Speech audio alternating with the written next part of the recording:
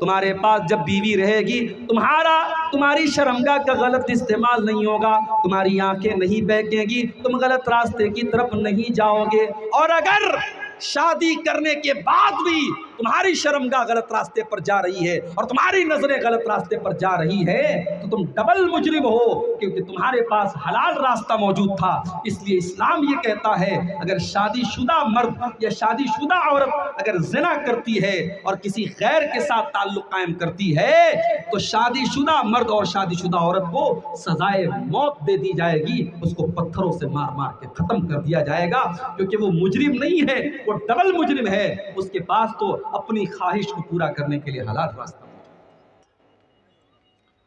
हुन्ना लिबासुल लकुम, औरतें अपने शौहर के लिए लिबास हैं और शौहर अपनी बीवी के लिए लिबास है। अच्छा, लिबास का एक काम और भी है। यहां जितने लोग बैठे हैं सबके बदन पे कपड़ा है, कोई लुंगी पहने हुए है, कोई पाजामा पहने हुए है, कोई पैंट पहने हुए है, लेकिन सबके बदन पे कपड़ा है। अगर इस पूरे जलसे में कोई अचानक से आ जाए जो बिल्कुल नंगा हो, उसके बदन पे कपड़ा ना हो, तो पहली नजर में हम कहेंगे कि यह आदमी पागल है, यह आदमी पागल है। अगर यह सही होता तो यह नंगा ना हो। एक अक्लमंद इंसान जिसका दिमाग सही तरीके से काम कर रहा हो, ऐसा नहीं हो सकता कि वो नंगा घूमेगा, क्योंकि लिबास हमारी सतर पोशी करता है, हमारी शर्मगाह को ढांपता है, हमारी इज्जत पर पर्दा डालता है। अब जरा कुरान की इस आयत पर गौर करो, हुन्ना लिबासुल लकुम व अंतुम लिबासुल लहुन्ना, तुम्हारी बीवी तुम्हारे लिए लिबास है, तुम अपनी बीवी के लिए लिबास हो। वो तुम्हारी इज्जत पर पर्दा डालती है, तुम उसकी इज्जत पर पर्दा डालते हो। वो तुम्हें छुपाती है, तुम उसे छुपाते हो। तुम दोनों एक दूसरे के लिए पर्दा हो, पर्दा। इसीलिए अल्लाह के नबी ने सख्ती से मना किया है। सुहाग रात के बाद लड़के अपने दोस्तों से शेयर करते हैं अपनी बातें, इस्लाम ने कतई तौर पर हराम किया है। बेडरूम के अंदर मियाँ बीवी के दरमियान जो बातें हो रही हैं, जो मोहब्बत हो रही है, वो मियाँ बीवी के दरमियान का एक राज है, एक सीक्रेट है। उस सीक्रेट को आपको किसी के सामने जाहिर नहीं करना है। खबरदार, खबरदार, कोई औरत अपनी सहेलियों को न बताए, कोई मर्द अपने दोस्तों को न बताए। अल्लाह के नबी ने मना किया है। क्यों मना किया है? फरमाया हुन्ना लिबासुल लकुम व अंतुम लिबासुल लहुन्ना, तुम दोनों एक दूसरे का लिबास हो। और लिबास का काम तो पर्दा डालना होता है, लिबास का काम बेपर्दा करना नहीं होता। अल्लाह, ये मोहब्बत है जो निकाह के जरिए पैदा होती है मेरे भाई। इसीलिए इस्लाम ने निकाह करने का हुक्म दिया और निकाह को आसान बनाने का भी हुक्म दिया। अल्लाह के नबी फरमाते खैरुन निकाही ऐसरुहु, सबसे ज्यादा बरकत वाला निकाह वो है जिसके अंदर सबसे कम खर्च किया जाए, सबसे आसानी के साथ निकाह हो जाए। इसीलिए अल्लाह के नबी ने निकाह को आसान करते हुए फरमाया इज़ा खतबा, जब तुम्हारे लड़का या लड़की के लिए इज़ा खतब इलैकुम मिम्मन तरज़ौना दीनहु व खुल्क़हु, जब तुम्हारे लड़का या लड़की के लिए कोई अच्छा रिश्ता आ जाए, दीनदार घर का रिश्ता आ जाए, अच्छे अखलाक वाले घर का रिश्ता आ जाए, फ़ज़व्विजुहु, तो तुम अपनी लड़की की शादी कर दो, तुम अपने लड़के की शादी कर दो। अगर तुम ऐसा नहीं करोगे, इल्ला तफालू, अगर तुम ऐसा नहीं करोगे, तकुन फितनतुन फिल अर्ज़ि व फसादुन नरीज़, तो जमीन के अंदर बहुत ज्यादा फसाद फैल जाएगा, फितना फैल जाएगा। आज फितना फैल रहा है, फितना फैल रहा है। आज हमने निकाह को मुश्किल बनाया, बारात का सिस्टम हमने दाखिल किया, जहेज का सिस्टम हमने दाखिल किया।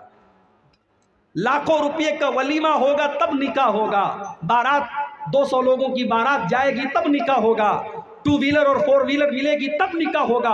हमने जब निकाह को इन रस्मों के जरिए बोझल बनाया, नतीजा ये निकला आज निकाह मुश्किल हो रहा है और जिना आसान।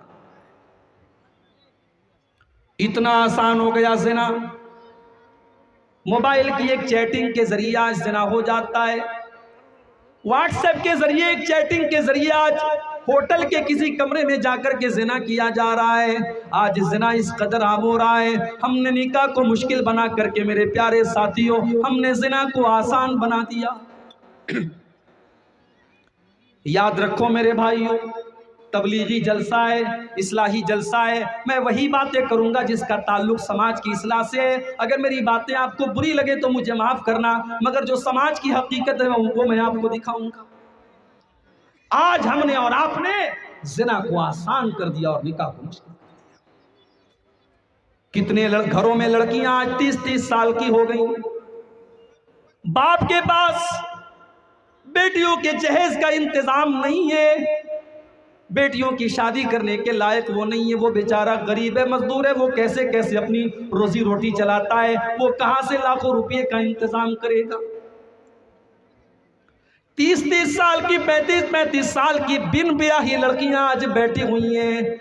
मेरे प्यारे साथियों, जो लड़की 18 साल की उम्र में जवान हो चुकी है, जिसके अंदर मर्द के साथ शादी करने की ख्वाहिश 18 साल की उम्र से पैदा हो चुकी है, जिसके अंदर नेचुरल तौर पर अल्लाह ताला ने वो जज्बा 18 साल की उम्र में रखा है, उस लड़की को आपने 30 साल की उम्र तक, 35 साल की उम्र तक आपने उसको बिठा के रखा है। अगर उस लड़की के कदम बहक गए, वो गलत रास्ते पर चली गई, अल्लाह ना करे उसने कोई गलत काम कर दिया, तो सोचो मेरे भाई उसका कौन कौन जिम्मेदार होगा।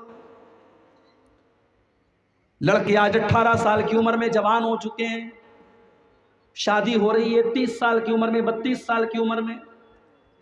हमारा बेटा भी अपने पैर पे नहीं खड़ा हुआ है, जब सरकारी नौकरी मिलेगी तब शादी करेंगे, जब अच्छा खासा पैसा कमाने लगेगा तब शादी करेंगे। लड़का 18 साल की उम्र में जवान हुआ, आप शादी कर रहे हैं 30 साल की उम्र में, क्या 12 साल तक वो क्या नमाज पढ़ करके और तहज्जुद पढ़ करके और कुरान पढ़ करके अपने आप को गुनाहों से बचा लेगा?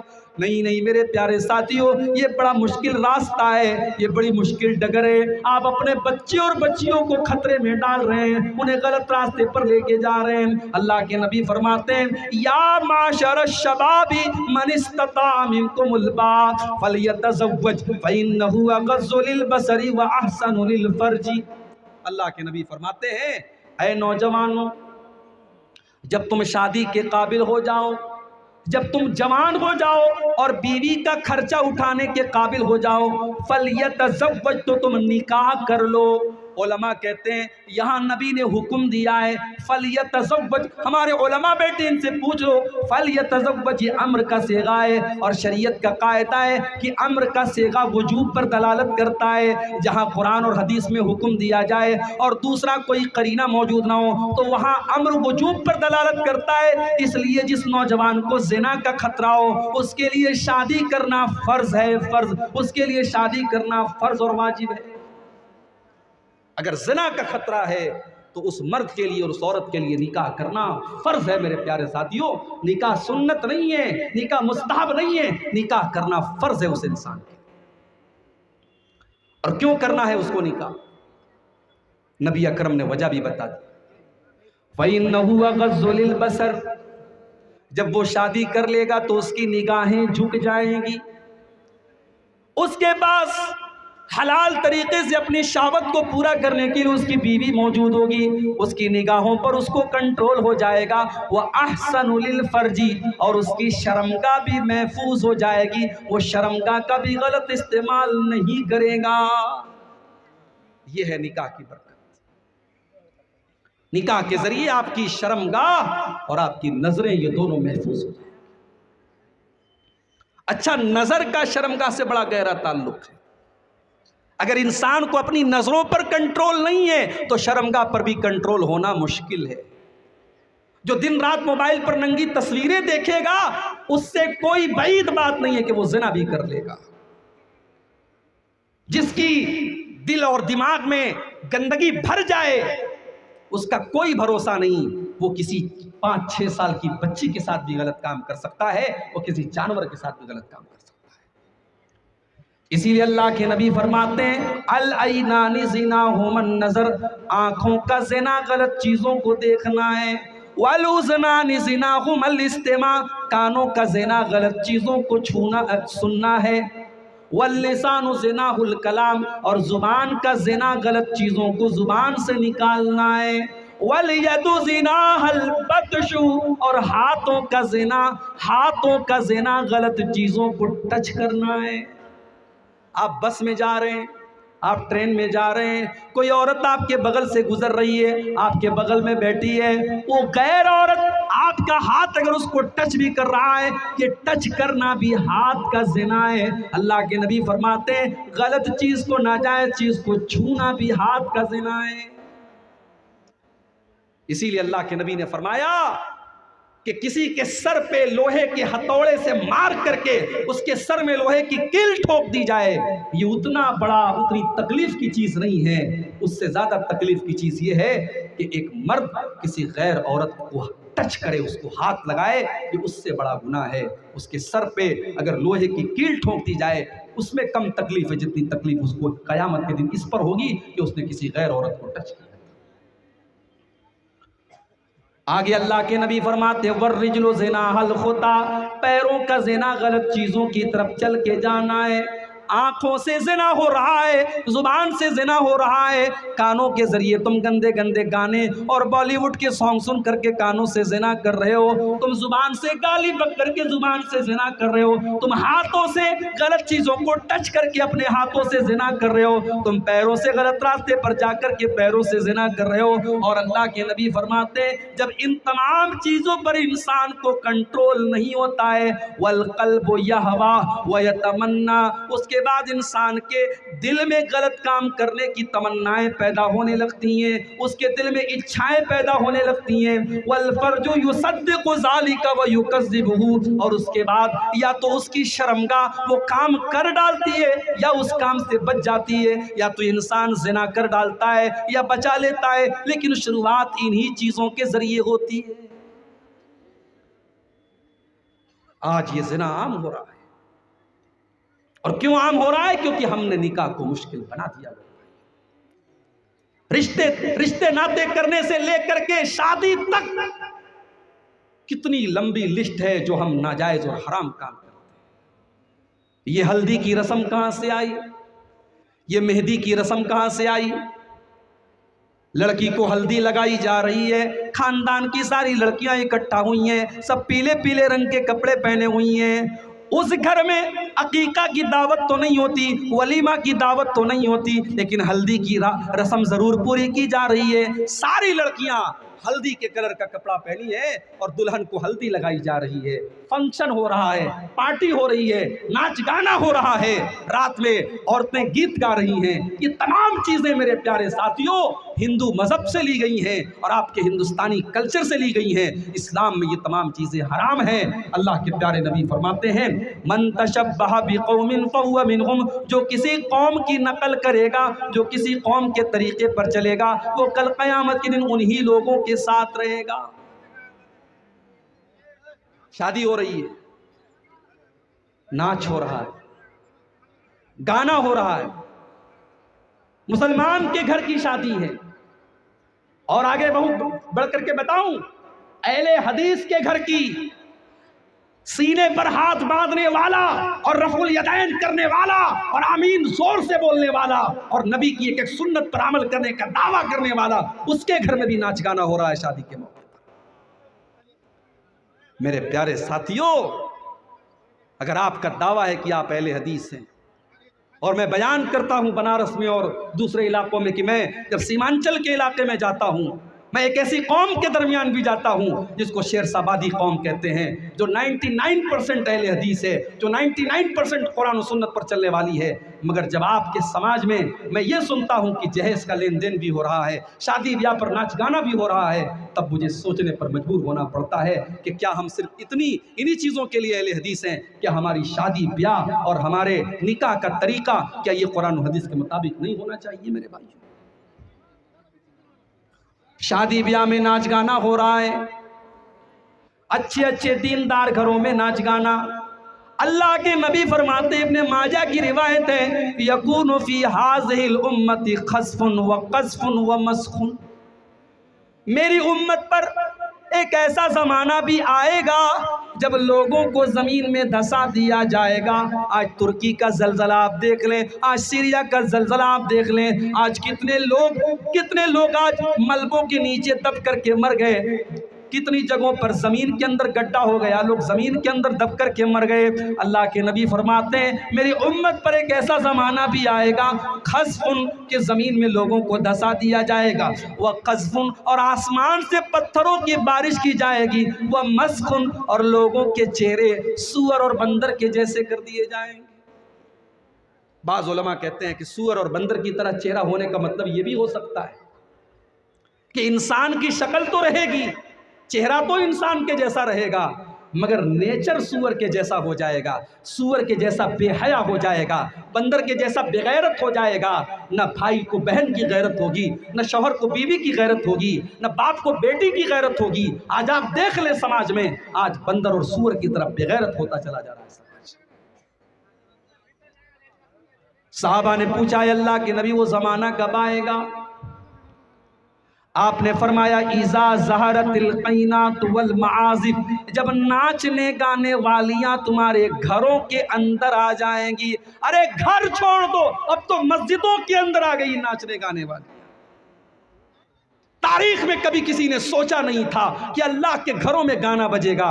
इमाम साहब नमाज पढ़ा रहे हैं, पीछे किसी के मोबाइल को बेचारा साइलेंट करना भूल गया और उसके मोबाइल पर गाना बजने लगा। उस अकल के अंधे को ये भी उसने नहीं सोचा कि हो सकता है मैं मस्जिद में जाऊं और मोबाइल को साइलेंट करना भूल जाऊं, कम से कम अपनी रिंगटोन को वो कोई नॉर्मल साउंड लगा लेता, कोई घंटी लगा लेता। उस बेचारे को शाहरुख खान से इतना प्यार है, उसने पठान फिल्म का कोई गाना लगा दिया। अब पूरी नमाज जो है, नमाज चल रही है, इमाम साहब बेचारे सज्दे में सुभान रब्बियल आला कह रहे हैं और पीछे उसके मोबाइल पे गाना बजा। ये हालात हैं मेरे भाई। अभी मैं कलकत्ता गया था, मटिया बुर्ज के इलाके में, बहुत बड़ा मुसलमानों का इलाका है मटिया बुर्ज का इलाका। जुमा का दिन था, सुबह के 11 बज रहे थे जब मैं पहुंचा। मटिया बुर्ज में एक थिएटर है, सिनेमा है।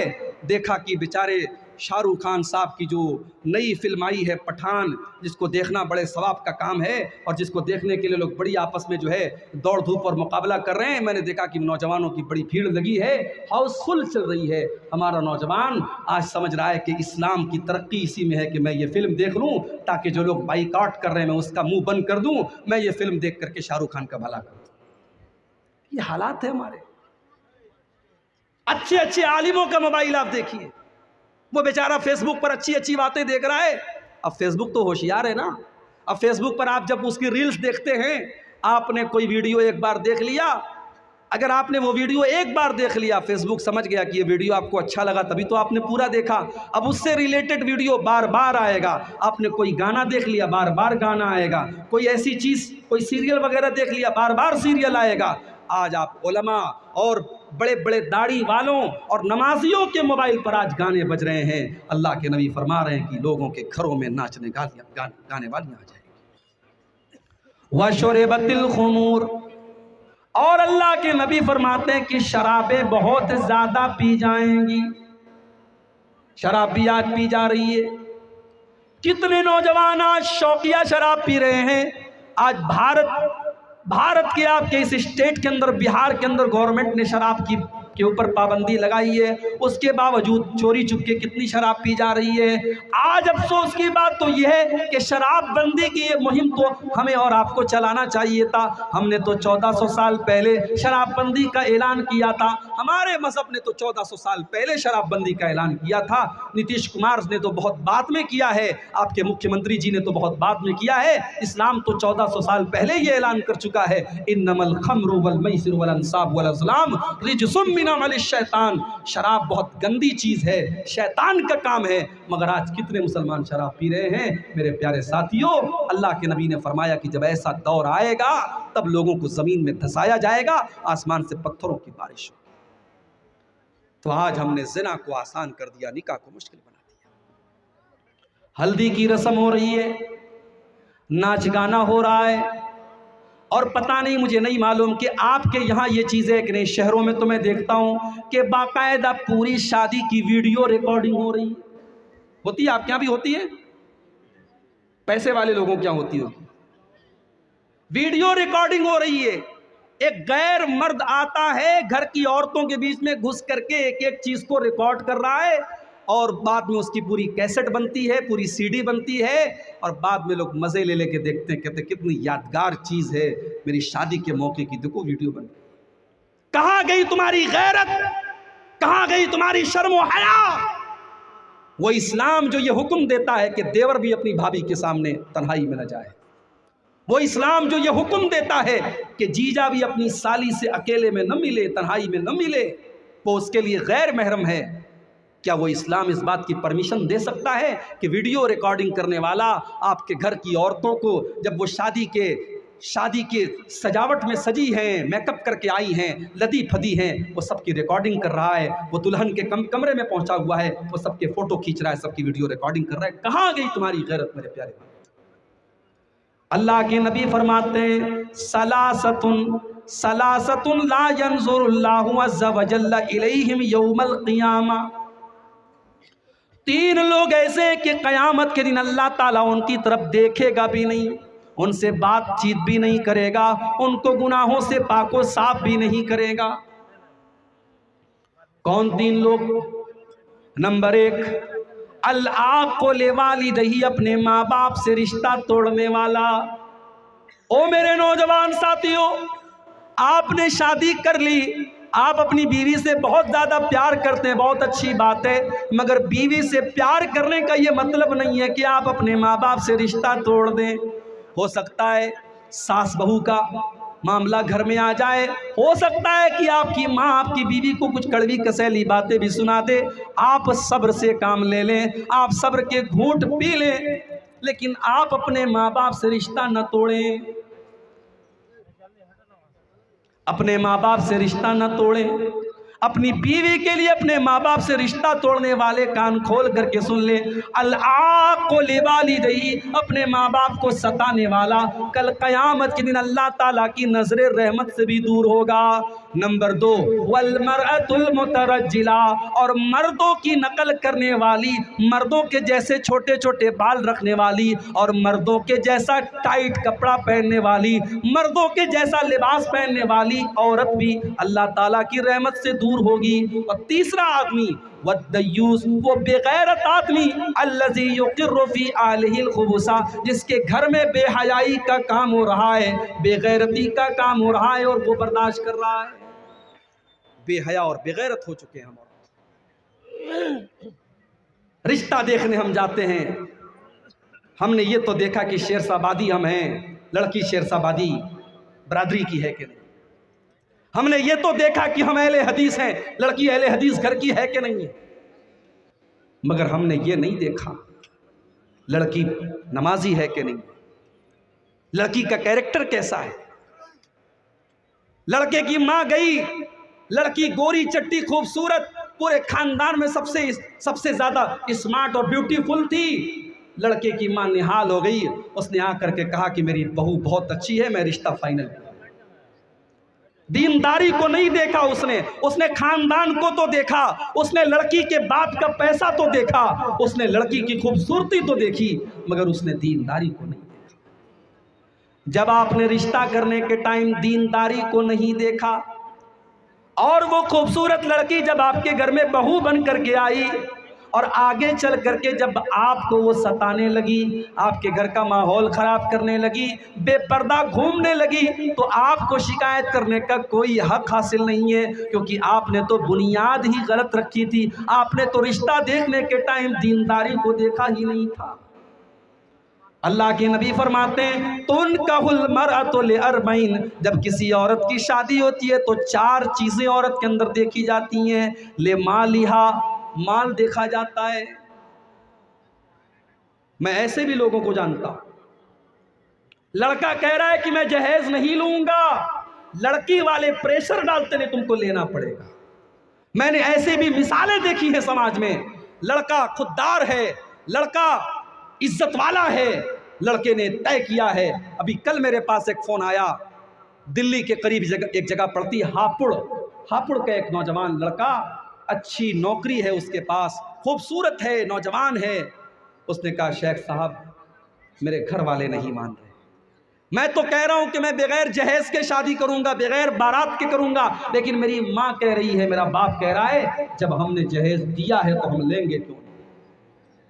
जब हमने अपनी बेटी को जहेज दिया है तो हम लेंगे क्यों नहीं? वो नौजवान बड़े दुख के साथ कहता है, मौलवी साहब मैंने अपने बाप को बहुत समझाया, मैंने अपने माँ बाप को समझाया कि हमारा जहेज देना हमारी मजबूरी हो सकती है, लेकिन लेना हमारी मजबूरी नहीं है। अगर मैं ये कह रहा हूं कि मैं जहेज नहीं लूंगा तो आपको राजी होना चाहिए, लेकिन मेरे माँ बाप राजी नहीं हो रहे।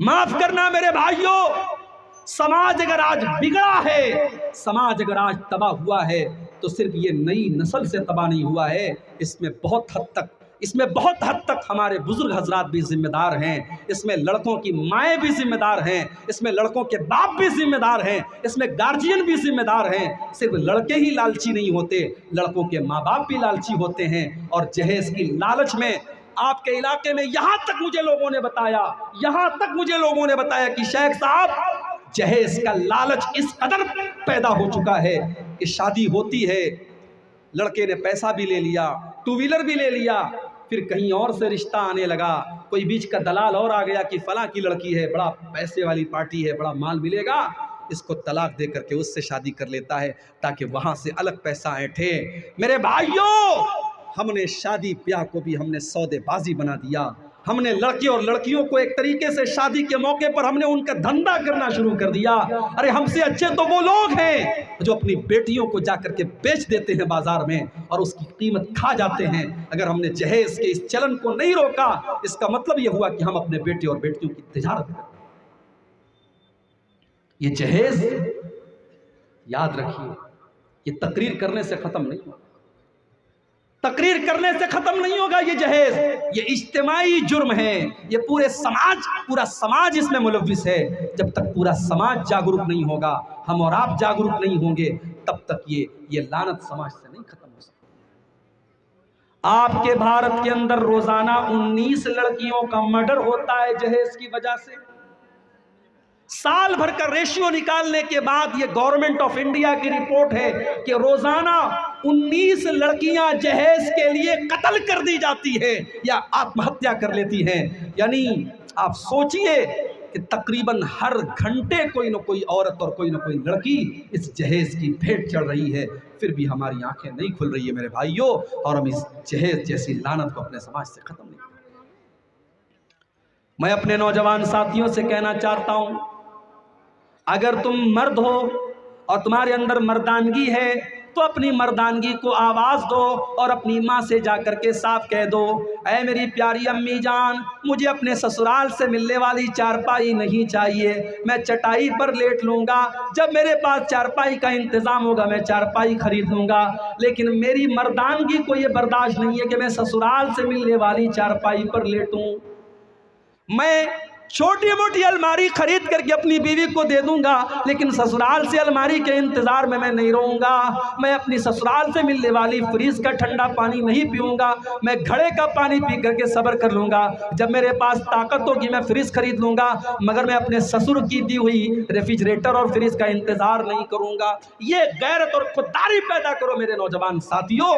और अगर ये खुददारी और गैरत मर चुकी है तो मार्केट में जाओ और चूड़ी खरीद के 2-4 चूड़ियां तुम। अगर जहेज की ये हिर्स और लालच अगर आपके अंदर है तो याद रखो फिर आप मर्द नहीं हैं। इसलिए कि कुरान क्या कहता है, अर्रिजालु क़व्वामूना अलन निसाई बिमा फ़ज़्ज़लल्लाहु बाज़हुम अला बाज़।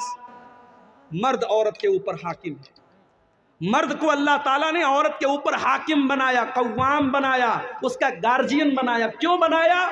क्योंकि मर्द खर्च करता है, मर्द बीवी का खर्च उठाता है। जिस मर्द को ये इंतज़ार हो कि मेरी बीवी 5 लाख रुपया लाएगी तब मैं शादी करूंगा, तो वो मर्द कहाँ है? उसको तो चूड़ी पहन लेना चाहिए, क्योंकि कुरान कह रहा है कि मर्द तो वो है जो अपनी बीवी का खर्चा उठाए, जो अपनी बीवी को खिलाए और पिलाए। और इसीलिए अल्लाह ने मर्द को औरत के ऊपर हाकिम बनाया है।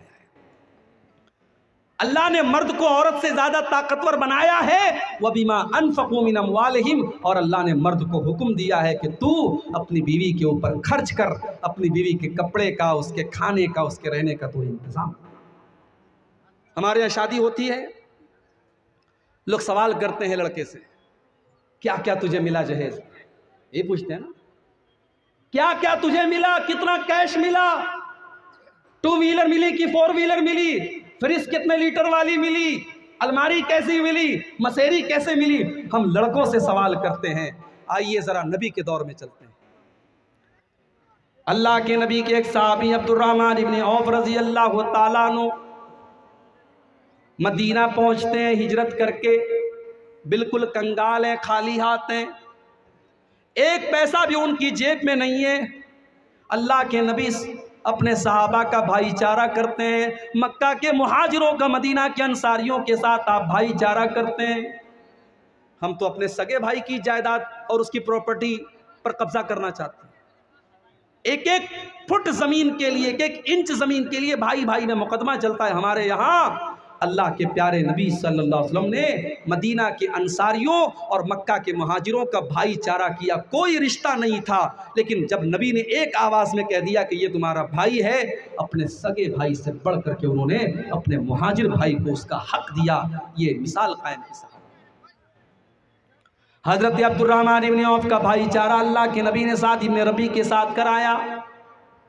साद इब्न रबी आते हैं, अय अब्दुर्रहमान मेरे प्यारे भाई, ये मेरा माल है, ये मेरी प्रॉपर्टी है, मेरा खजूरों का बाग है। अय अब्दुर्रहमान आ जाओ, अक़सिमु लका निस्फ़ैन, मैं अपने माल के 2 हिस्से कर देता हूँ, आधा तुम्हें दे देता हूँ, आधा मैं ले लेता हूँ। अय अब्दुर्रहमान, तुम इस शहर में नए आए हो, तुम्हारी शादी होना भी मुश्किल है, तुम्हें रिश्ता मिलना भी मुश्किल है, तुम्हारे पास रुपया पैसा का इंतज़ाम नहीं है। अय अब्दुर्रहमान, मेरी 4 बीवियाँ हैं, तुम किसी बीवी को देख लो, अगर वो तुम्हें पसंद आ जाए मैं तलाक दे देता हूँ, इद्दत गुजारने के बाद मेरी बीवी तुमसे निकाह कर लेगी, तुम्हारा घर भी बस जाएगा, मैं घर भी दे देता हूँ, ज़मीन जायदाद भी दे देता हूँ, प्रॉपर्टी भी दे देता हूँ, और मैं तुम्हारी शादी का इंतज़ाम भी कर देता हूँ।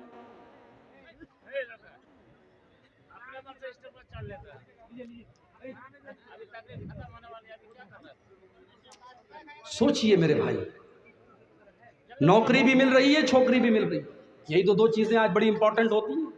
घर भी बस रहा है, जमीन जायदाद भी मिल रही है। लेकिन अब्दुर्रहमान इब्न औफ बड़े खुददार आदमी थे। उन्होंने कहा बारकल्लाहु लका फी अहलिका व मालिका। अरे यार, ये सब काम आप लोग पहले कर लो भाई, क्यों बार बार डिस्टर्ब करते हो। अब आखिरी 10 मिनट बचे हैं, उसमें आप लोग डिस्टर्ब कर रहे हैं।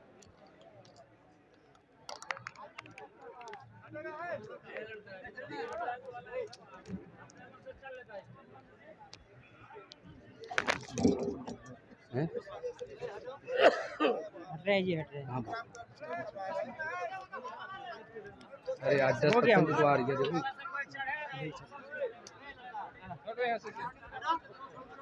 जाओ भाई, जाओ जाओ, छोड़ो उसको, जाने दो। अब्दुर्रहमान इब्न औफ रज़ी अल्लाह ताला अन्हु खुददार आदमी थे। हम और आप होते तो फ्री में मिल रहा है, जो फ्री में मिलता है उसको कौन छोड़ता है।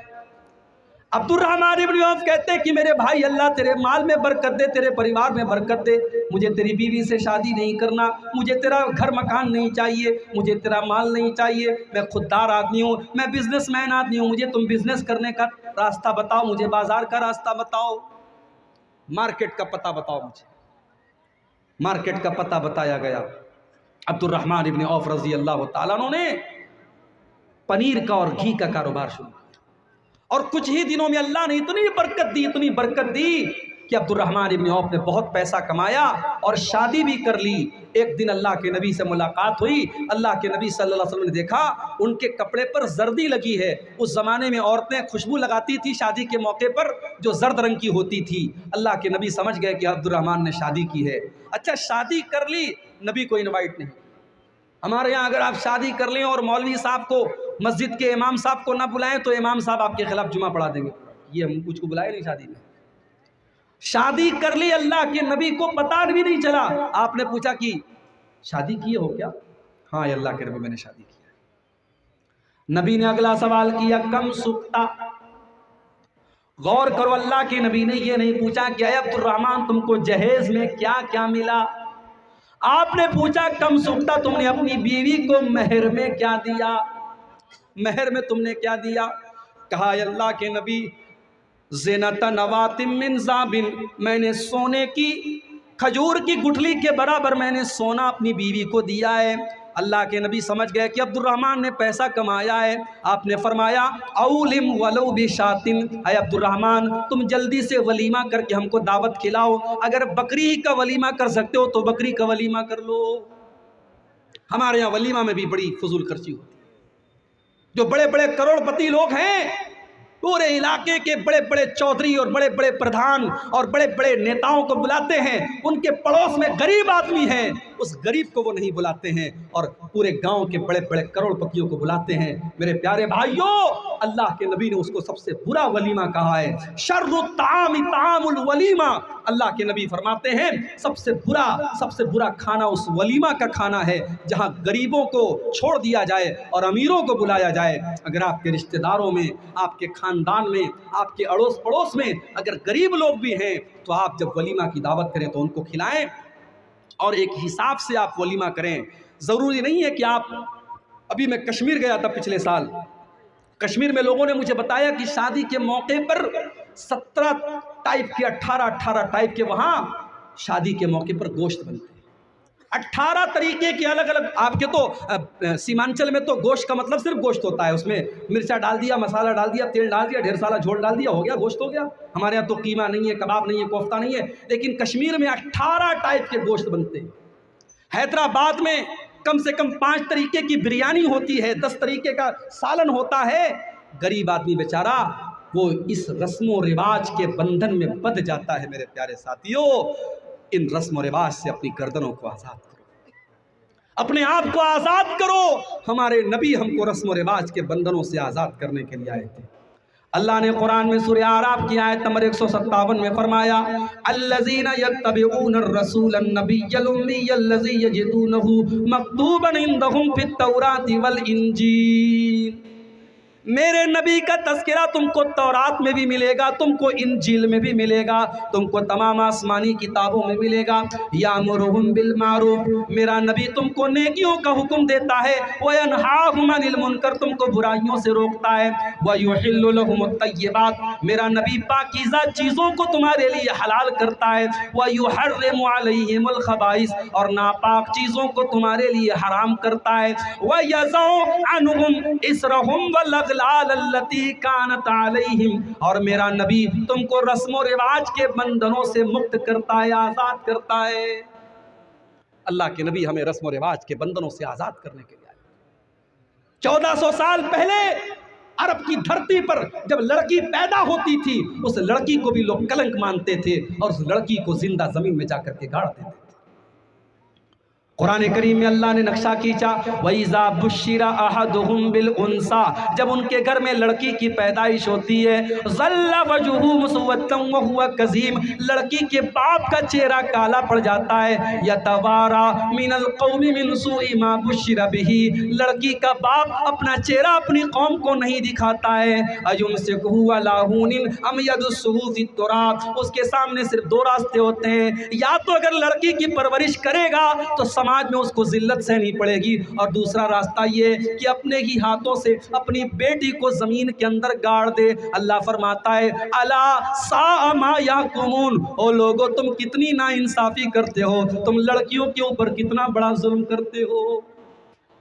मेरे नबी ने इस रस्म को खत्म किया और दुनिया को बताया कि लड़की बोझ नहीं है, लड़की रहमत है। और अल्लाह के नबी ने फरमाया, मन आला जारियतैनी, जिसको अल्लाह ताला 2 लड़कियां दे दे और उन 2 लड़कियों की वो सही तरीके से परवरिश करे, हत्ता तबलुगा, यहाँ तक कि वो दोनों लड़कियां जवान हो जाएं, बालिग हो जाएं, उनका सारा हक अदा कर दे। लड़की का हक क्या है? लड़की का हक सिर्फ यही नहीं है कि आप शादी कर दें, लड़की का हक ये भी है कि आपके मरने के बाद आपकी प्रॉपर्टी में जो वरासत है वो लड़की को मिले। अगर जहेज को बंद करके आप ये माहौल बनाएं, जहेज का लेन देन बंद कर दें, और ये माहौल अगर सिर्फ शेरशाबादी बिरादरी में, मैं जानता हूं बड़ी ताकत है आपकी बिरादरी में, बड़ी ताकत है, बड़ी यूनिटी है।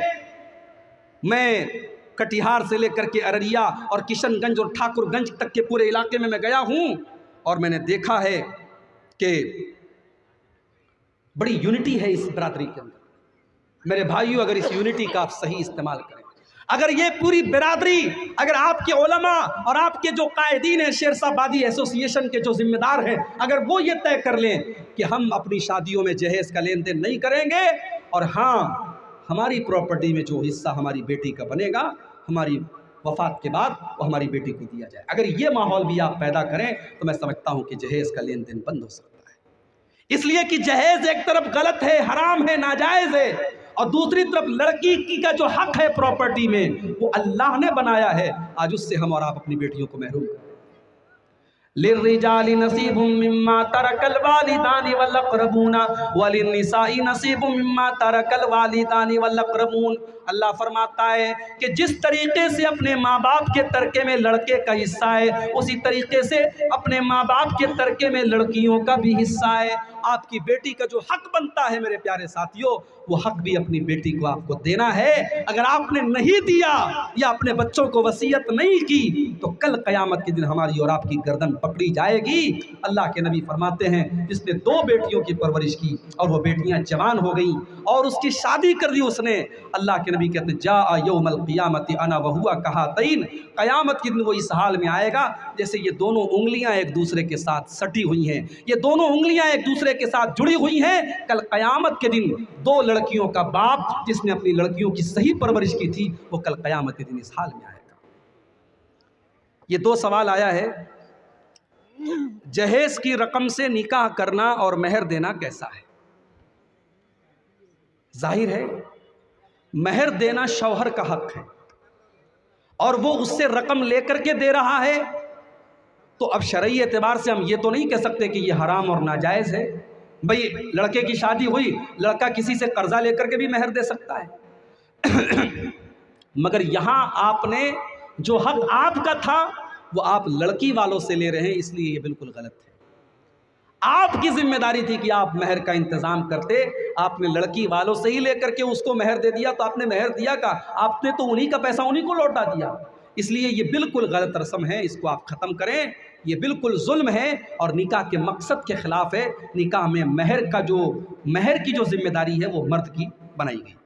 अगर निकाह गलत है और मेहर भी अदा न हुआ तो फिर वो रिश्ता कैसा रहेगा? देखिए मेहर तो अदा हो जाएगा, लेकिन ये चीज़ गलत है। लड़के को चाहिए कि वो मेहर की जो रकम उसने दी है, वो चूँकि उसने अपनी जेब से नहीं दी है, लड़की वालों से लेकर के दी है, उसको चाहिए कि वो जल्द से जल्द इंतज़ाम करके अपने पैसे से और अपनी कमाई से अपनी बीवी को मेहर दे, ताकि उसका मेहर सही तरीके से अदा हो। लेकिन चूँकि मेहर के मामले में बड़ी गुंजाइश है, मेहर रुपया पैसा के ज़रिए भी हो सकता है, मेहर सोने चांदी के जेवर के ज़रिए भी हो सकता है।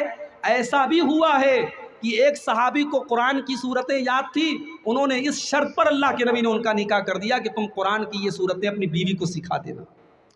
उन्होंने अपनी बीवी को कुरान सिखा दिया और वो कुरान का सिखाना ही उनका मेहर बन गया। उम्मे सुलैम रज़ी अल्लाह ताला अन्हा का निकाह हज़रत अबू तलहा के साथ हुआ और उनके निकाह का मेहर ये था, उम्मे सुलैम ने कहा अगर आप इस्लाम कबूल कर लें और मुसलमान हो जाएं तो मुझे अलग से कोई मेहर नहीं चाहिए, आपका इस्लाम कबूल कर लेना ही मेरा मेहर बन जाएगा। तो मेहर के मामले में गुंजाइश है, मेहर में बहुत सारी चीज़ें हो सकती हैं। अगर किसी जगह ऐसा हुआ है कि लड़की वालों से पैसा लेकर के मेहर दिया गया है, तो शौहर को चाहिए एज़ सून एज़ पॉसिबल, जितना जल्दी मुमकिन हो मेहर की रकम का इंतज़ाम करे और बीवी को मेहर दे। तो मेरे भाइयों, ये जो जहेज़ की रस्म है, इसको अगर हमने बंद नहीं किया तो इसके ज़िम्मेदार हम सब माने जाएंगे, पूरा समाज माना जाएगा। बनी इसराइल के ऊपर लानत की गई इसीलिए, कानू ला यतनाहूना अन मुनकरिन फ़अलू, जब बनी इसराइल के बीच में कोई गलत काम होता था वो एक दूसरे को मना नहीं करते थे। मैं कहता हूँ उलमा तय कर लें, हम निकाह नहीं पढ़ाएंगे, उलमा तय कर लें। अगर जमीयत ये तय कर लेती है मैं फला मदरसे को तौसिया नहीं दूंगी, और वो नहीं देते तो मदरसे वाले परेशान होते कि नहीं होते? उलमा तय कर लें, आपके शेरशाहबादी को उलमा तय कर लें, हम निकाह नहीं पढ़ाएंगे जहां जहेज का लेन देन। एक ज़माना था हमारे बनारस में भी शादी ब्याह में ढोल ताशे बजते थे, बारात निकलती थी, ढोल बजता था, नाच गाना होता था मुसलमानों के दरमियान। उस ज़माने में उलमा ने मिल करके फतवा दिया ये हराम है और हम निकाह नहीं पढ़ाएंगे। उलमा ने एक्शन लिया और आज बनारस से वो लानत ख़त्म हो गई मेरे प्यारे साथी। आपकी बरादरी से भी जहेज की ये लानत खत्म हो सकती है। मेरे भाइयों, वो आदमी जो अपनी जवान बेटी आपको दे रहा है, उसके दिल पर क्या गुजर रही, कभी सोचा है आपने? कहने को तो लड़की की शादी खुशी का दिन है, लड़की की शादी हो रही है, लड़की का बाप दावत खिला रहा है लोगों को, मगर कभी उस लड़की के बाप के दिल से जाके पूछो, जिस बेटी को उसने मोहब्बतों से पाला था, इस लड़की की आंखों में कभी आंसू नहीं आने दिया, जिसको पढ़ाया लिखाया, जिसकी हर डिमांड को पूरा किया, आज उस लड़की को अल्लाह का नाम लेकर के तुम्हारे हवाले कर रहा है। एक कलमे की बुनियाद पर, एक निकाह की बुनियाद पर उस लड़की को तुम्हारे हवाले कर रहा है, और तुम इतने बड़े बेगैरत हो कि उस लड़की के बाप से तुम जहेज की डिमांड करो। वो बेचारा अपना घर मकान बेच के, अपना खून बेच के तुम्हें जहेज दे। मेरे भाई, इस्लाम को छोड़ दो, कुरान को छोड़ दो, अपनी अक्ल से सोचो, अपनी कॉमन सेंस से सोचो कि जहेज की डिमांड करने वाला कितना बड़ा जालिम है, कितना बड़ा हैवान है, इंसानियत से गिरी हुई ये हरकत है। और एक आखिरी वाकया सुना करके बात खत्म कर रहा हूं। इस जहेज ने कितने लोगों की जान ली। बड़ा मशहूर वाकया, आपने तकरीरों में भी सुना होगा। वाकया ये किताबों में लिखा है, अल्लाह आलम इसकी हकीकत क्या है, कोई ऑथेंटिक प्रूफ नहीं है, लेकिन किताबों में ये वाकया दर्ज है। चूंकि ये वाकया नबी के ताल्लुक से नहीं है, सहाबा के ताल्लुक से नहीं है, बात का वाकया है, बयान किया जा सकता है। हिंदुस्तान का उर्दू जुबान का बहुत बड़ा मशहूर शायर गुजरा है, मीर तकी मीर। उसकी सीरत निगारों ने, उसकी ज़िंदगी के बारे में लिखने वालों ने, उसकी लाइफ स्टोरी लिखने वालों ने लिखा, मीर तकी मीर की एक बेटी थी, बड़ी खूबसूरत थी, पढ़ी लिखी थी, बड़ा लाड प्यार से पाला था उसने। रिश्ता तलाश कर रहा था, रिश्ते जितने मिल रहे थे सब में जहेज की डिमांड हो रही थी। एक रिश्ता मिला, रिश्ता अच्छा था, जहेज की लंबी चौड़ी डिमांड थी। मीर तकी मीर ने मजबूर होकर के कहा, ठीक है, हम आपकी सारी डिमांड पूरी करेंगे। रिश्ता तय हो गया, शादी की तारीख पड़ गई। मीर तकी मीर घर आया, अपनी बेटी के जहेज की लिस्ट उसके हाथ में है। वो सोच रहा है कि अपनी बेटी के जहेज की डिमांड मैं कैसे पूरी करूं, मेरे पास तो इतनी दौलत नहीं, मैं तो शायर आदमी हूं, मेरे पास तो इनकम का कोई सोर्स भी नहीं है। उसने अपने घर को बेच दिया। उसने कहा, मेरी एक ही बेटी है, उसकी शादी हो जाएगी, मैं किराए के मकान में रह लूँगा, मैं कहीं भी रह लूँगा, मैं अपने मकान को बेच करके अपनी बेटी की खुशियों को ख़रीद लेता हूँ। उसने मकान को बेच दिया, बेटी को खबर लगने नहीं दी। अपने मकान का सौदा कर लिया, और मकान जिसको बेचा था उससे ये तय कर लिया कि जब तक मेरी बेटी की शादी नहीं हो जाती तब तक मैं मकान खाली नहीं करूँगा। सौदा तय हो गया, खरीदार ने इसको पैसे भी दे दिए, इसने बेटी के जहेज का सारा इंतजाम कर लिया। शादी की तारीख आ गई, शादी की तारीख आ गई, और मीर तकी मीर की बेटी दुल्हन बना दी गई, सजा दी गई, संवार दी गई, ज़ेबो ज़ीनत उसकी कर दी गई। लेकिन शादी के दिन मीर तकी मीर की बेटी को भनक लग गई कि मेरे बाप ने मेरी खुशियों के लिए अपने आशियाने को बेच डाला, अपने घर को बेच डाला, अपने घर को कसौदा कर दिया। मीर तकी मीर की बेटी के दिल पर चोट लगी, और हर बेटी के दिल पर चोट लगती है जिस बेटी को ये पता चलता है कि मेरे बाप ने मेरे जहेज को पूरा करने के लिए कर्जा लिया है, बैंक से लोन लिया है, लोगों से कर्जा लिया है। उस बेटी के दिल को चोट लगती है मेरे भाई। कभी कभी वो बेटी सोचती है कि मैं इतनी बड़ी बोझ बन गई अपने बाप के लिए, मेरा बाप मेरी खुशी के लिए कर्जा ले रहा है, लोन ले रहा है बैंक से। मीर तकी मीर की बेटी के दिल को चोट लगी, उसने बाप के सामने जाहिर नहीं होने दिया। लेकिन शादी हो रही है, शादी की खुशियों का माहौल है, लेकिन अंदर से वो बेचारी घुल रही है, उसका दिमाग टेंशन में है, उसका दिल इस्तिराब में है कि मेरे बाप ने मेरी खुशियों के लिए अपना घर बेच डाला।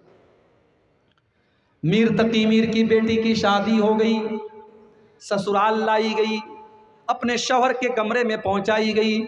शादी की पहली रात है, शबे ज़ुफ़ाफ़ है, सुहाग रात है, खुशियों की रात है, लेकिन मीर तकी मीर की बेटी के दिल और दिमाग में टेंशन चल रही है। उसका शौहर जब उससे मिलने के लिए आता है, देखता है मेरी बीवी की आंखों में आंसू है, पूछता है क्या बात है। मीर तकी मीर की बेटी कहती है कि आपके घर वालों की डिमांड को पूरा करने के लिए मेरे बाप ने अपना मकान बेच डाला था। और इतना कहते कहते वो रोने लगी, और उसके दिल को ऐसा सदमा लगा, मीर तकी मीर की बेटी का हार्ट अटैक हो गया, उसके दिल की हरकत रुक गई, और ऑन द स्पॉट उसका इंतकाल हो गया। मर गई वो, शादी की पहली रात मर गई। सुबह हुई, मीर तकी मीर को खबर मिली बेटी का हार्ट अटैक हो गया, इंतकाल हो गया।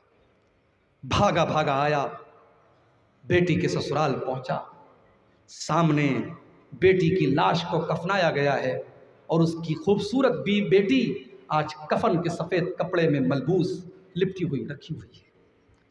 मीर तकी मीर शायर था, शायरी की जुबान में बातें करता था, उसके दिल का दर्द शायरी की जुबान में निकला। उसने बेटी की लाश को देख करके कहा, अब आया है आराम जा, अब आया है आराम जा, ख्याल इस नामुरादी में, अब आया है आराम जा, ख्याल इस नामुरादी में, कफन देना तुझे भूले थे हम तेरी शादी में। मेरी बेटी, तेरा बाप एक चीज देना तुझे भूल गया, उसने कफन तुझे नहीं दिया था। अगर कफन दिया होता तो आज तेरे जिस्म के ऊपर ये कफन का कपड़ा तेरे ससुराल का ना होता, तेरे बाप का दिया गया होता। आज तेरे बाप को एहसास हो रहा है, उसने तेरी शादी में सब तो दिया लेकिन तेरे तेरे तेरे कफन का कपड़ा नहीं दिया। मेरे प्यारे साथियों, न जाने कितनी बेटियां आज उस अंजाम को पहुंच रही हैं जो मीर तकी मीर की बेटी का अंजाम हुआ। अल्लाह के वास्ते मैं अपने नौजवानों से कहना चाहता हूं, शादी का दिन इंसान की जिंदगी का बड़ा इंपॉर्टेंट दिन है मेरे भाई। इस दिन को हराम चीजों से पाक कर दो, नाच गाने से पाक कर दो। ये बारात की डिमांड, भाई एक चीज होती है, लड़की का बाप अपनी खुशी से कहता चलो भाई ठीक है, आप 20 लोगों को लेके आ जाना, हम दावत खिला देंगे। हालांकि उससे भी बचना चाहिए। इस्लाम ने लड़की के बाप के ऊपर कोई बोझ नहीं डाला है, लेकिन चलो लड़की का बाप अपनी खुशी से कुछ लोगों को दावत दे दे, अलग बात है। यहां तो बाकायदा साफ डिमांड होती है, हम 200 लोगों को लेकर के आएंगे और बेहतरीन गोश्त होना चाहिए, एकदम भालो बेहतरीन गोश्त, चावल और ये और वो। और हमारे यहाँ तो कहीं कहीं बारात में जो है वो बाकायदा खाने के पहले नाश्ता चलता है, पिटारी में जो है वो मीठा होना चाहिए और ये और वो होना चाहिए। मेरे भाई, आप लड़की के बाप के ऊपर, जिसके ऊपर इस्लाम ने, अल्लाह ने, रसूल ने कोई बोझ नहीं डाला, आप उसके ऊपर ये बोझ डाल रहे हैं। कल क़यामत दिन अल्लाह आपसे सवाल करेगा, आपने नाजायज़ तरीके से उसको दबाया है और उसके जेब से पैसा निकलवाया है और उसका खर्च कराने की कोशिश की है। अल्लाह के इसका हिसाब देना पड़ेगा। अल्लाह से दुआ है रब्बुल आलमीन हम सबको इज्तिमाई तौर पर और ख़ास तौर से हमारे नौजवानों को अल्लाह जहेज़ की लानत से बचने की तौफीक अता फरमाए। अल्लाह हमारे नौजवानों को भी और उनके गार्जियन को भी, उनके माँ बाप को भी समझ दे और इतनी खुददारी उनके अंदर पैदा कर दे कि वो बग़ैर जहेज़ के शादी करें। और अल्लाह आपकी इस पूरी कौम, शिरशाबादी कौम को इस लानत से अल्लाह ताला पाक और साफ़ कर दे। अल्लाह आज के इस तबलीगी जलसे की हमारे भाइयों की मेहनत को कबूल कर ले। अभी जलसा इंशाअल्लाह देर रात तक चलेगा, काफ़ी उलमा आपके सामने बैठे हैं। मैं इस उम्मीद के साथ यहाँ से जा रहा हूँ कि आप जलसे का जो सुकून है, वक़ार है, उसको कायम रखेंगे। हमारे बड़े अज़ीज़ हमारे जामिया सल्फ़िया में हमारे साथियों में से थे, इस वक्त वो जामिया सल्फ़िया में उस्ताद हैं, मौलाना अब्दुल्ला ज़ुबैर साहब सलफ़ी हफ़िज़ुल्लाह, वो भी आए हैं और अभी हमारे बाद और भी उलमा हैं। आप इन तमाम उलमा का खिताब शौक़ से सुने, गौर से सुने और एक पैगाम लेकर के यहाँ से जाएँ। अल्लाह ताला हम सबको कहने सुनने से ज़्यादा अमल की तौफ़ीक़ अता फ़रमाए। आमीन। व आख़िर दावाना अनिल हम्दुलिल्लाहि रब्बिल आलमीन।